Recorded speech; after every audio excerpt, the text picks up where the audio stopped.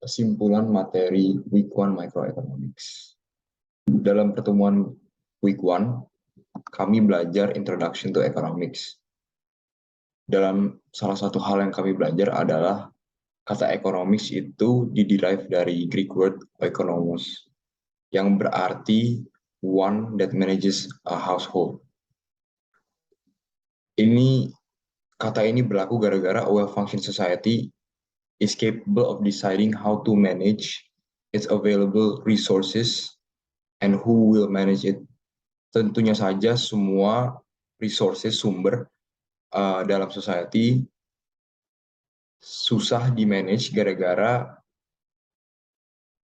terbatas dan atau dalam bahasa ekonominya adalah scarce. Dan ekonomi adalah the study of how a society manages its limited resources. Lalu kami belajar the importance of microeconomics. Dan dalam pertemuan tersebut saya mendapatkan 3 points yang penting untuk dijelaskan, yaitu distributing resources efficiently, provide substantiating information dalam bentuk statistika for economic analysis, dan juga to have a complete idea on the function of market economy. Lalu kami belajar the 10 principles of economy. Ada 10 prinsip tersebut. Prinsip pertama adalah people face trade-offs. Prinsip kedua yaitu the cost of something is what you give up to get it. Prinsip ketiga adalah rational people think at the margin. Prinsip keempat adalah people respond to incentive. Prinsip kelima adalah trade can make everyone better off. Prinsip keenam adalah markets are usually a good way to organize market economic activity. Prinsip ketujuh adalah governments can sometimes improve market outcome. Prinsip ke-8 adalah a country standard of living depends on a country's ability to produce goods and services. Prinsip ke-9 adalah prices rise when the government prints too much money. Dan prinsip ke-10 adalah society face a short run between inflation dan trade-off. 10 prinsip tersebut dibagi dalam 3 bagian, bisa dibilang gitu. Yang 4 pertama adalah how people make decisions.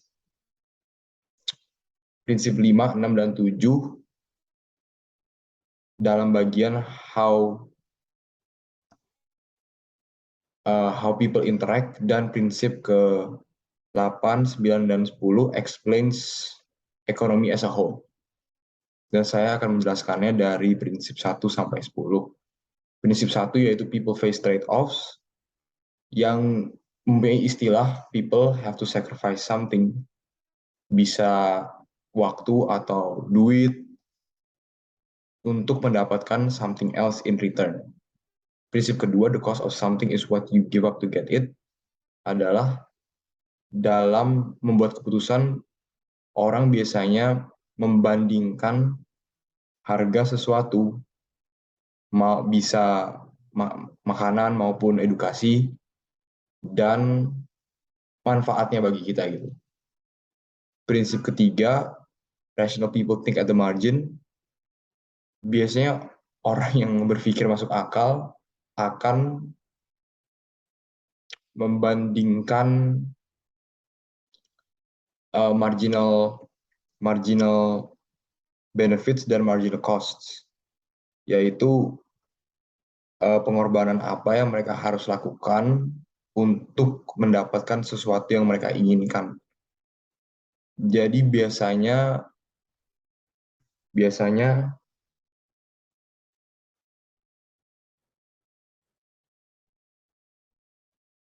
orang harus bisa memutuskan dan mencari cara supaya dapat sesuatu yang mereka inginkan dengan membanding 2 hal tersebut tadi, marginal cost dan marginal benefits. Contohnya misalnya ada 2 gelas aqua, yang satu harganya 5.000 dan satu lagi harganya 10.000. Tentunya saja orang yang berpikir secara masuk akal akan memilih untuk membeli botol yang lebih murah. Dan prinsip keempat, dalam prinsip terakhir how people decide adalah people respond to incentives. Incentives adalah hal yang membuat people act. Jadi biasanya kita sebagai manusia respond to rewards atau something yang mungkin merugikan kita, yang sama sekali tidak mempunyai manfaat bagi kita.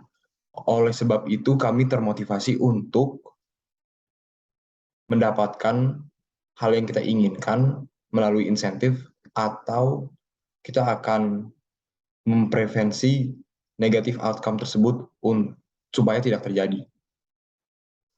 Lalu lanjut ke how people interact.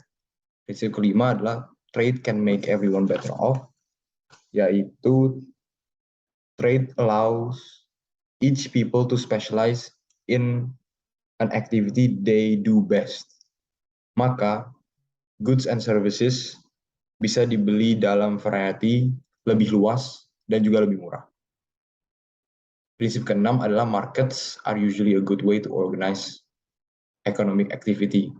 Market adalah tempat where consumers, pembeli dan penjual berinteraksi dengan 3 tujuan, yaitu tujuan pertama, what good and service to produce, seberapa banyak to produce, dan siapa yang akan produce dan siapa yang akan beli.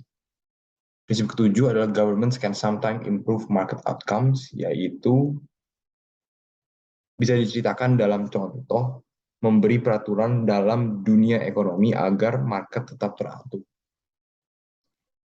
Makanya ada namanya laws. Kita lanjut ke how the economy works as a whole. Prinsip ke-8 yaitu a country's standard of living depends on its capability to produce goods and services. Biasanya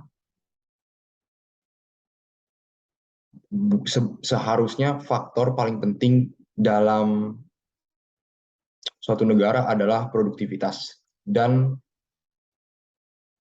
kapabilitas masyarakatnya untuk produce goods and services dengan limited resource yang mereka mempunyai. Prinsip ke-9 adalah prices rise when the government prints too much money. Inflation akan terjadi as a result jika kuantitas duit menaik, excessive growth in the quantity of money, which decreases the value of money itself, and the faster the government creates money, the bigger the inflation rate. Prinsip ke-10 dan prinsip terakhir adalah society faces a short-run trade-off between inflation dan juga unemployment. Sebab jika sebuah perusahaan sukses menjual produknya, maka prices menjadi lebih tinggi. Kalau prices menjadi lebih tinggi, supply untuk membuat kuantitas produk tersebut akan naik juga, sehingga membutuhkan pekerja. Karena itu, unemployment rate berkurang, tetapi inflation rate bisa naik. Karena yang tadi saya bilang sebelumnya, ada excessive growth in the quantity of money. Jadi biasanya inflation and unemployment runs in opposite direction. Unemployment-nya nurun, inflation-nya naik. Dan itu adalah semua hal yang kita bahas dalam pertemuan Microeconomics minggu pertama. Terima kasih sudah mendengarkan.